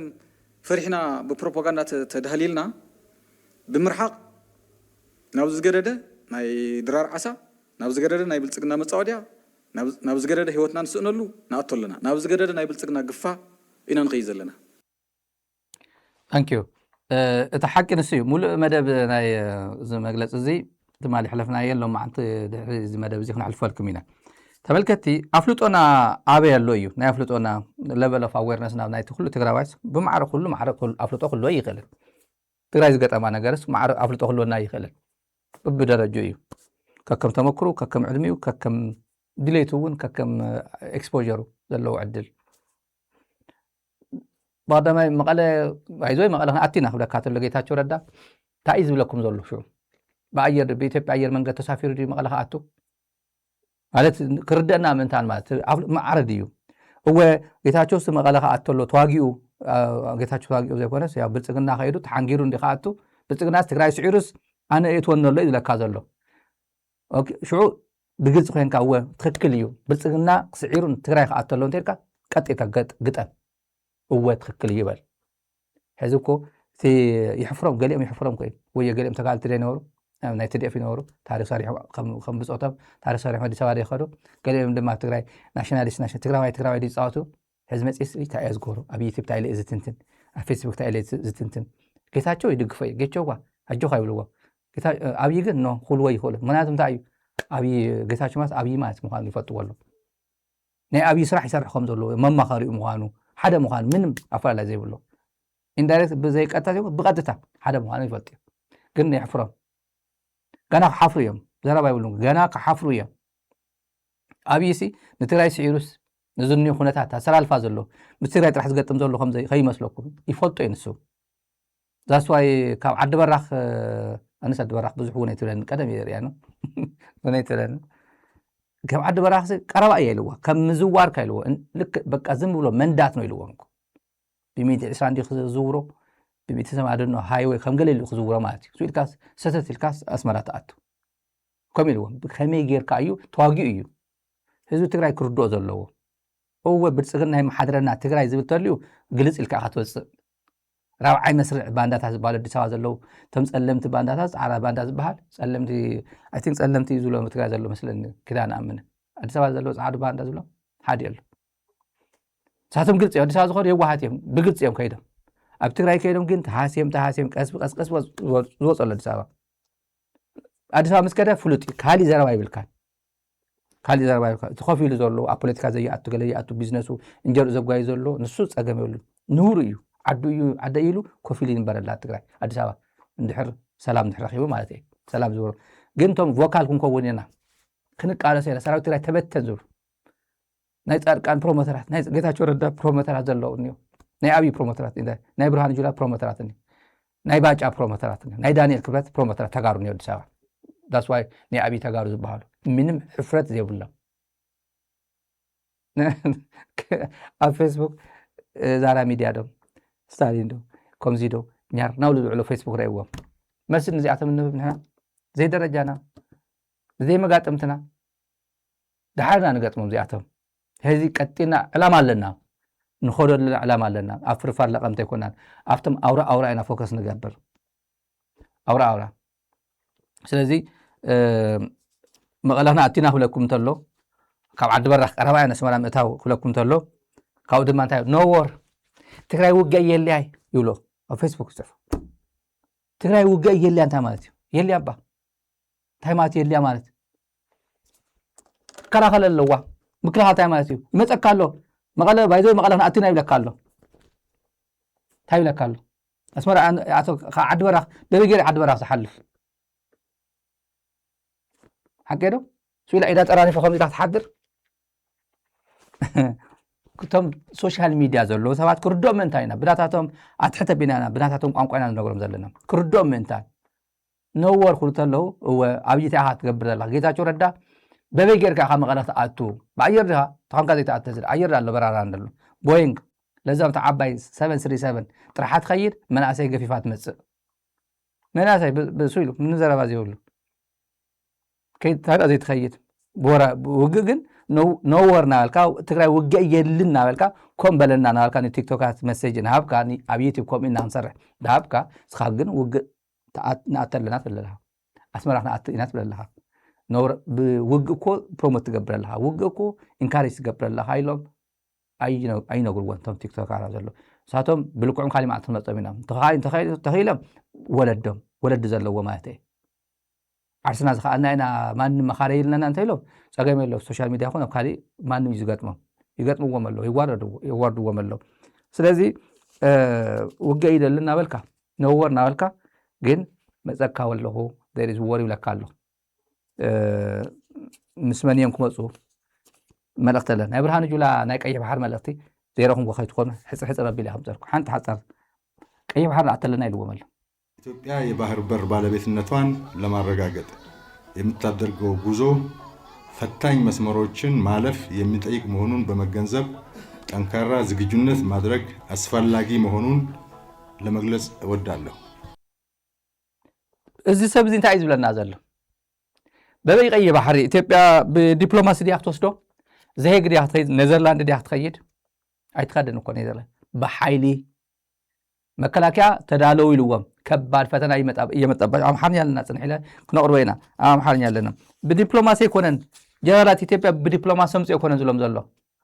ዲፕሎማሲ ጌዲዮን ጢሞቴዎስ ይኮነን ዝንገሮ ዘሎ ጌዲዮን ጢሞቴዎስ ብዲፕሎማሲ ቀይ ባሕር ጸና ይኮነን ዝሎ ዘሎ ናይ ኢትዮጵያ ጀነራላት ከባድ ፈተና ይጽበኩም ኣሎ እዩ ዝሎም እዚ አግባቡ ክርደና ክለሎ ኖወር ንብል ዘለና ውግእ የልያን ትግራይ ዝበሃል ዘሎ መጸካለሁ ይብለካሎ بابي يخمس بعد براخ من نجرنا بعلم تمنيستر بابي يخمس ما قالوا قراونا أتينا بابي يخمس بوج ستاتي الكخمس كإركات أنا نفكار تصبيا زي بتقرأ تليو بلسقنا أخا عبيد تايلنا إيدا وراد أخا على سبك نتارك زي تعدل كأخا سوشيال ميديا سوشيال ليجاس خونه سوشيال كابيتال اللي أنتم تكون كاوز خونه ليجاس خا سيرور زبالك سوشيال كابيتال كا بالعلق بيتك ديك اسكاد حدر كاخ واقع يقولون لما زنك سويلو نعقب بيلو زحدر تأثريني خمية كخونا بتقرأي بيرو حلاف ريك خون نايزي بيرو حلاف قرني نايزي حلاف ورد محضر قرني إلو زنتو كله يد سواكو أرمى خمي ودن ترو ناي تقرأي ناي تديف أزازي خوني ناي تقرأي سراويت أزازي خوني يزلو إلى مودن ترو زنا قرنا سبات يبطو يزلو قال يوم دما قال فينا نعم نقدر إذا أتوجهكم أن مريت كهوكم يه ترح جنزب هاوني ترح حجزنا وزين ما خت حجزنا وزين بقى مريت خوكم يه بتقرأي زولا مونا له صحافتي زوار رمونا له مس حدا نايس هو تم كيت فوق لهم دامبر نحد عايز أيون جنزب معت ميلانات وانت بلي على نقرأكم يا هالي معت ياو بفلايد الحريم قناتات مالته نتيجة يمثل حقي ناي أمانة لسفا responsibility ناي فتح بيرو سلا زخانة حقي حزت راح زي كونه دحرخونا تاتون تقرأ حرام صوت تقرأ نامن ورا مستملسات ون حقي اللي أيو سيريز زخانة حقي تقرأ أب ساعات زي ما على جازي والجودة عتازب حزر له بفلات يكون بزي فلات باستفلا ديجري زقمت سؤال بتعام كبيد جودة زفتر ما خلاي عن نيش يزولو غانا زجمرو زلو نزلو غانا جمرتي نترى مغدا زجمر ونلو ፖለቲከኛታት ኣብ ሶሻል ሚዲያ ዘሎ ተረስዑ ድዩ ሸለል ዲ ክባሃል ህወሓት ረሳዓዩ ትግራይ ሓራም ስኮነ TDF ከስጣጢሉ እዩ አንጻር TDF ዝኩሉ ዝገጥም ዘሎ TDF ቆሲሉን ተሰዊኡን ትግራይ ናብ ንብራ ምስ መለሰት ዝኩሉ ኣብ ልዕሊ ትግራይ ዘመተ ኣብ ልዕሊ TDF ዘመተ ኮፊል ዲ ከባቢ ሕውሱስ ክብል ጽባሕ ንጎ ሕውሱስ ኣይብል ህወሓት ዋላ ይረሳዓዮ TDF ይረሳዓል ትግራይ ትረሳዓን እያ ትግራይ ጸረ ትግራይን ከመዩ ክታናገድ መወዳእታ እዚ ሓሰብና ኢና ንኸይድ ኣማኑኤል ብዛዕባ ሕጊ ከመይ ገይሩ ትግራይ ገጢምዋ ዝኒዮ ትግራይ እውን ሕጊ ተርቅቆ ዘላ ናይ ክሪሚናል ኮድ ትግራይ ከመይ ከም ዘልያ ገሊጽዎ ኣሎ ሕዚ ረቢላ ነገረኩም ናይ ኣማኑኤል ብትንታነላ ካትማየጥ ሎክ ኣብዚኣታ ይትመጽእ ሓፋሽ ይንቃሕ ይወደብ ይታዓጣ أي اللواط عن زيادة بقدم ساعة حفاش مجمرة ينكح كاو تعتقه أي من تودوا ودها تعتفتر له تعتقه كلاش أنت هو مالته يكون حساب تعتقه حساب تعتقه الرأي تعتقه نزيعة تصابع نجر نتهل طلع تخلاشن إنسترومنتيا عدك يكونت كم زي أجر كأي يحتودوا زفلت كابزا برينسيبل زي أتوتينا كن مكتاين خلن كنقرأكم نهيز بتكره لونا نحن كنا رجعوا صوين خلن أفتح أواج تقميت زلوا ومو فتحونا تقوت أفيو وحدة تبلش تقوت أجمع كوينو زبل نجار سلا زلوا بيتا ونشتاي بحقنا مدكاحي إنبر ملو بملو بحقي ناقف في كاتجار على إنه مقباري كنا بسبريت نرد آية بروفيشن توفتو بوك زلوا بتحق زلوا سقول ترى نجار كوينا ترى دينايو نسوي تنبأ بزهقة جن زي نمرة تفتح عنك حدا تايلا بناس عفقات كقادر يكبر exception زي أنزي يكبر هاي أتفل زلا صنيحة طفعات كتكون تا طفعاتون بجنزب كتكون تا جنزبون كقادر تتفقيد وخم الله صلوا إن بيزول تقوينون وعنا عادة أتباهلو تتحيزو سقط تفاتيرلو كقادر زولا نجارات الله أزي بوز حسقون تقوينو تنايم قدر الكونسبت أتي نايم خاطر كونسبت أتبيهرا وحدا قال لنا زم الكونسبت مجمّر عن السوق حدا قال له مالتيو أو مرة داعي تفتر مالتيو وين السوق حساتي مالتيو نسوق أي سرحن كم خنا يخلن كدقف يزحق زينبر بوليتيكا نياتا تكيو نايم خاطر سرحت نياتا تكيو نايم خاطر مرارح تكيو بقى بوليسن عقاب حقن بيت فردن نقاد له عليه كوننا بزقبا زي أون كتري وعي دلي تملكتي أوزي أمانة تزاربو نجار اللوزي أنا بزرزر تي عنكس بزح بيج وون سلازو خنا جميرين يا رب بزح بيج أود أخوان عنكسات كساعات كندي يغزع قادلن وي قادلن تيلس كندي يغزع 100 شح 50 شعبر 1 مليون بر كم يجرو زي مقدالس بجنزب كم يجرو ختن من يخيل أنتم نزي زرقاكم سوات أنتم نزي زرقاكم سوات كم يجر مقدال بجنزب كتمن يخيل أبزي أو هارفارد يونيفرسيتي لو سكول هارفارد يونيفرسيتي لو سكول ناي بروفيسور مايكل زبالو ناي جورسبرودنسي زمر حق ممري ناي فيلوزوفري أقول له أمريكاويان ناي إيراق وج أوسورس رخ جبر على أي أنا نيراق خير ودي يسدد انتهي حد ولادي نيراق وج جنزب كفيلس وددخا كيد ككند ودي أنا ودي خاص نحمو ودي كيد إسخا جنزب كوكاي إيراق خيت واقع يلوس أوسورس رخ جبر يل حنا ناي فلسفنا نجار نديو بوزح نجار اللو ديتنا وخيدا يدلني جن حدا ناشنال برايد بسلوخه ناشنال برايد جنزب حدا ناشناليزم بهرتينت ويدما أمريكانيزم بزخ بجنزب يتمن ديو ገንዘብ እዚ ሰብ እዚ ከይዱ ክስዋዕ እዩ ክቆስል እዩ ብሂወቱ ክምለስ እዩ ወዲ ሰብ ብክንደይ ታግ ዝግበር ሒሳብ ኣብዚኣ ናይ ሓደ ምግዳል ዋጋ ሰብ ሓደ ሚልዮን ድያ ሓደ ሽሕ ድያ ዝኾነ ክዳን ክትገዝእ ተለኻ ኣብ ደገ ትፈጥዎኹም $10 $100 ኣብዚኣ ታግ ትግበር እያ ክርክር የብላ ከድካ ገዚእኻ ትኸይድ ምግዳል ክንደይ ይዋግኡ ኣይጋደልን ነርካ ወዲ ሃፍታም እንተኮይንስ ኣይጋደል ኢልካስ ገንዘብ ክፍለ ኣቢሉ ወዲ ከድሕን እንታይ እዩ the intention of the law እንታይ እዩ the intention of this proclamation እንታይ እዩ ዋና ኣብዚኣ ዝሓጊ እዚኣ ኣብ ትግራይ ከተምፃእ ትደለኹም ለውጢ እንታይ እያ ኣብዚኣ ኣነ ሕቶ ኣለኒ ኣብዚ ሕቶ ኣለኒ ኣነ እቲ መቕፃዕቲ ክሊር ስለዘይፈልጦ እየ ኣጋደል እንተኢሉ ወይ ድማ እንድሕር ገለ ኮይኑስ ክንዲዚ ይኸፍል ድሓር ድማ ተተጋዲሉ ገንዘብ ይምለሰሉ ዝበሃል እዚ ዘይንቡር እዩ ኣብ ምግዳል ትግራይ ዘይንቡር እዩ እዚ ስኢልኩም ኣድቨሲስኩም ዋላ እዚ ትገርፍ ወዳ እምበር ንቡር እዩ እዚ ኣብ ሚድያ እውን ክንገረ ይኽእል ካብ ኩሉ ንላዕሊ ቻሌንጅ ክግበር ዝግብኦ እዚ ኣሚኑ ዝጋደል ትግራዋይ ክዳን ኣመነት ተዛረበ ነገር ኣሎ ብስሩ ዘይኣመነ ተጋደለ ዓወተ ኣይዕወት ብግዲ ተጋደለ ዓወተ የምፅእ ኣይስዕረን ብስሩ ብስነ ልቦና እውን እንታይ ኢልዎ እቲ ናይ ቀደም ሕወሓት ኢልዎ እቲ ናይ ቀደም ሕወሓት ኣዶነ እንታይ እዩ ዝበለ ሰለስተ ነገር ሉክ ኣብዚኣ እንታይ ትመፅእ ሓፋሽ ይንቃሕ ይወደብ ይተዓጠቕ ሓፋሽ ይንቃሕ ይወደብ ይተዓጠቕ እዩ ሓደ መጀመርያ ሰንሲታይዝ ዝገብሮ እንታይ ገጢሙ እኳ ኣሎ ፀገምና እዚ ገጢሙና ዘሎ ካብኡ እንታይ ትገብሮ ተርዶ መጀመርያ ተርዶ ካብኡ ትውድቦ ካብኡ ተዓጠቕ ሳይኮሎጂ ብስነ ልቦና እውን ይዕጠቕ ብስነ ልቦኑ ዝተዓጠቐ ሰብ ክላሽ ሃብካዮ ብኻሊእ እውን እዩ ዝዕጠቕ እዚ ሚድያ እዚ ክላሽ ተዋሂብዎ ድሮን ተዋሂብዎ ዲሽቃሪ ተዋሂብዎ ክላሽ ሽጉጥ የብሉ ገለ የብሉ ግን ውሽጥና ግን እሚና ኢና ንኸይድ እሚና ተዓጢቕና ማለት እዩ ውሽጥና እሚንና ትግራይ ዝገጠማ እዚ እዩ በዚ ኢና ክንቃለሶ ዝግበአና ወለም ዘለም ኣየድልን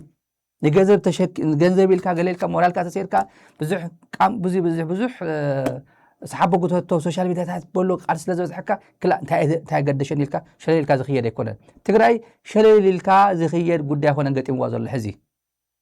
ብስነ ኣእምሮ እውን ተዕጥቆ ሰንሲታይ ዝገብሮ ተምህሮ እጅጌት ትገብሮ ዝገጠመ ኩነታት ካብኡ ድማ ትውድቦ ዘን ክላሽ እዩ ካብ ድሕሪ ቀሊል ዝኮነካ ዲፈንድ ዓርሱ ዲፈንድ ክገብር ንምንታይ ዲፈንድ ከም ዝገብር ምስ መን ዲፈንድ ከም ዝገብር እንተሚርካዮ እዩ እዚ ግን ኣገዲድካ ናብ ውግእ ይመፅእ ክተጋድሎ ኣይትኽእልን ኢኻ ተጋዳላይ ተማድድ መን የግዲዱ መን ዘግድድ መን ተገዳዳይ ዝኸውን ክዳን ኣመነ እንታይ ኢሉ ተገዳዳይን ኣገዳዳይን የውልን ሓደ እንድሕር ምርዳእ ኣብይዎ ናይ መን ግደ እዩ ናይ መንግስቲ ግደ እዩ ናይ ሰራዊት ትግራይ ናይቲ ዝግብኦ ከርድኡ ዝግብኦ ኣይተሰርሐን ማለት እዩ ብሚድያ ኣይተሰርሐን ማለት እዩ ዛስዋ ይዛረብ ኣሎ ኣብ ትግራይ ቴሌቭዥን ኣብ ድምፂ ወያነ ኣብቲ ብናይ ህዝቢ ትግራይ ገንዘብ ዝኸዳ ሚድያታት ግቡእ ዶ እኒሆ እኩል ዶ እኒሆ ሰንሲታይዜሽን እቲ ናይ መኸተ ኣብ ምንታይ ኩነታት ከም ዘለና እቲ ቻፕተር እዚ እቲ ምዕራፍ እዚ የርድእ ዶ ዘርድኡ ሰባት ሕወሓት ሰድድ ዶ ናብኡ ሰራዊት ትግራይ ሰድድ ዶ እቶም ናይ ፕሮፓጋንዳ መራሕትታት ዝበሃሉ ንህዝቢ ይነግርዎ ደሎ ብልኩዕ እዩ ፀላኢ ከመይ ይሕነየልካ ኣሎ ከመይ ይውደብ ኣሎ ከመይ ይደራጀ ኣሎ ረይዎ ኢኹም ቆቦ ሰብ እንተልኢኩም ወዳንተ ሰብ እንተልኢኩም እዚ ኩሉ ሰራዊት ዝኸድ ዘሎ ለመቐነ ረይዎ ናበይ ዝኸድ ዘሎ ፀበል ክሰተ ኣይኮነን ትግራይ ዝኸድ ዘሎ ብኣግባቡ ናይ ክዳን መልእኽቲ ኣሎ ብደንብ ገይሩ ቻሌንጅ ዝገብሮ ብዚ ተመልከት አንቀበልም ብላችሁ ቀደም ሰዓት ናይ ክዳን መልእኽቲ መጀመርያ ይነቅሕ ካብ ትግራዋይ ንዝምጥን ኩነታት ኣይኮናን ዘለና ሕዚ ዘለና ኩነታት ስለዚ ኩነታት እዚ ንዓና ስለዘይምጥንን ስለዘይግበአናን ተቓሊና ክንቀይሮ ኢና እዩ ኣይ ምን ትውድቦ ጉዳያታት ትፈጥረሉ ክላሽ እንትዎ ማለት ኣይኮነን ሓሳብ ትዕጥቆ ሓሳቡ ተዓጢቑ ኣረኣያ ተዓጢቑ ነዚኣ ትፀባእ ነገር እንትህልተላ ተኽላሽን ኢንስትሩመንት እያ ዕጥቂ ኣይኮነትን ከምዚ ኣጌርካ ኣያ ትውድብ ዝፈልጥ ካብዛ ፕሪንሲፕል እዚኣ ተወፂና ክንምክት ኣይንኽእልን ክነግረኩም ናይ ህዝቢ ትግራይ ህልውና ንድሕነትን ክነረጋግጾ ኣይንኽእልን ኣብቲ ኣዋጅ ተቐሚጡ ዘሎ እሞ ፍትሓውነት እኮ ጠፊኡ ትግራዋይ ትግራይ ንምሕላው ብሓፈሻ ከዓ እቲ መንእሰይ ትግራይ ንምሕላው ኣገዳዲ ይኹን ፀዋዒ ኣየድልዮን እዩ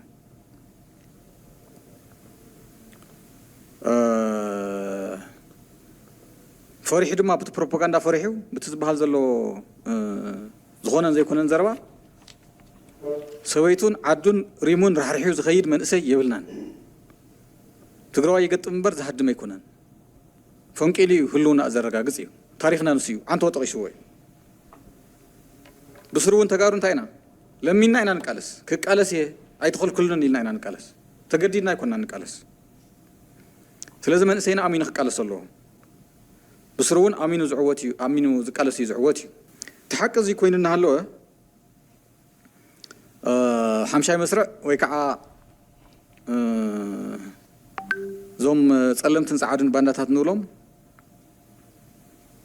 ያው ሓምሻይ መስርዕ እንታይ እዮም ጸለምትን እንታይ እዮም ዝብልናዮም አንቶ ገሊፅዎ እዩ ኣብ ውሽጥና ኮይኖም ንዓና እናመሰሉ ንጸላእ ዘገልግሉ ናይ መኸተ ሓይሊ ኢና እናበሉ እናምሰሉ ንጸላእ ዘገልግሉ እዮም እዚኣቶም እዚኦም እዮም ቶም ጸለምቲ ሓምሻይ መስርዕ ወይ ጸለምቲ ንብሎም ዘለና ቶም ጻዓዲ ከዓ ቶም ኣቦኦም ዘፍለጡ ቆቢዖም ቀሊዖም ህልውና ምስ ብልጽግና እዩ ዝብሉ ማለት እዩ እዚኦም ክምስገነሎም ብሓደ ገጽ ቅድሚ ሕዚ እውን ገሊፅና ኢና ስለዚ ይሓስቡ ዘይሩ እዚኦም ብዝተፈላለዩ ሕብሪ ዳ ይንቀሳቐሱ እምበር ተልእኾኦም ሓደ ስለ ዝኾነ መንእሰይና ከይስለፍ ቃልሲ ህልውናና ንምትዕንቃፍ እንታይ እዮም ዝገብሩ ዘለዉ እዚኣቶም እንታይ እዮም ዝገብሩ ዘለዉ ሓደ ኣብ ውሽጢ ህዝቢ ትግራይ ማሕበራዊ ቅልውላው ክፍጠር ይገብሩ ኣለዉ ተሰግሲጎም ወፍቲ ተረፍ መረፍ እኒኦም ሓምሻይ መስርዕ ዘይተሰዓሩ ህዝቡ እንተሰግሰጉ ተረፍ መረፍ ሓምሻይ መስርዕ ኣለዎ እዮም እዚኣቶም እንታይ እዮም ዝገብሩ ዘለዉ ኣብ ትግራይ ግፋ ክህሉ ይፅዕሩ ኣለዉ ግፋ ክህሉ ዝፅዕሩ ዘሎ መን እዩ ቶም ሓምሻይ መስርዕ ቶም ጸለምትን ጻዓድን ባንዳታትን እዮም ንምንታይ ማሕበራዊ ቅልውላው ከይህሉ ኣብ ትግራይ ስኒት ከይህሉ ቀንዲ ትኩረቶም መን እዩ ፈጣሪን ፈጣሪን ግፋ ኣብ ትግራይ ዘለና ናይ መኸተ ሓይልታት ይኮና ፈጣሪን ፈጣሪን እዞም ሓምሻይ መስርዕን እዞም ጭራኦም ደው ቢሎም ንአዲስ ኣበባ ዝሃደሙ ጻዓድ ባንዳታትን ብግልፂ ኣብዚ መሓውር ኣለዎም ገንዘብ እውን ሚልዮናት የፍስሱ ኣለዉ ኣብዚ ቦታ እዚ ግፋ ኣሎ እናበሉ ብፈጠራ የውርዩ ካሜራ የዳልዉ የዋድዱ ከምቲ ትማል ተገበረ መቐለ ማለት እዩ ኣዋዲዶም የዋዓውዕዎ እቲ መንእሰይ ክርዕድ ክፈርሕ ሃፂሉ ዓዱ ገዲፉ ክወፅእ ይገብርዎ ማለት እዩ ኣብ ውሽጥና እውን ብናትና ናይ መሪሕነት ናይ መንግስቲ ናይ መሪሕነት ድኽመት ኣብ ውሽጢ ምዚኦም እናተናባቡ ካብቲ ናይ መንግስቲ መደብ ወፃእ ዝሰርሑ ኣለዉ እቶም ሓምሻይ መስርዕ ንብሎም ዘለና ማለት እዩ ኣብ 4 ኪሎ ኮይኖም ብልጽግና ሰፊሩ ዝቦም ቀለብ እናበልዑ እንታይ እዮም ዝገብሩ እዚኣቶም ንዙ ሓይሊ እዚ ንዘብ ትግራይ ዘሎ ናይ መኸተ ሓይሊ ብብረት ክትቃለሶ ኣለካ ይብሉ ብብረት ክትቃለሶ ኣለካ ንስኮ ካብዚ ንህይወቱ ፈሪሕ እኮ ኣዲስ ኣበባ ከይደሎ ትሒዝዎ ዘሎ ቫይረስ ዝኾነ ሓሳብ ኣብዚ ከሰጉም ስለ ዘይኽእል ካብ ውድብና ዘባርናዮም ኣለዉ ካብ ካልኦት ውድባት እውን ዝኸዱ ኣለዉ ናብ ኣሰላልፎኦም ዘፋነናዮም ኣለዉ እዚኣቶም ኩሎም ደሚርካ እንታይ እዮም ዝገብሩ ዘለዉ መንእሰይ ትግራይ ጉዳይ እዚ ከመይልካ ደው ኢልካ ትሪኦ ኣለካ ይብሉ ብብረት ክትቃለሶ ኣለካ ናብ ዕጥቃዊ ቃልሲ ክትወርድ ኣለካ ይብሉ ባዕሎም ኣይወርድዋን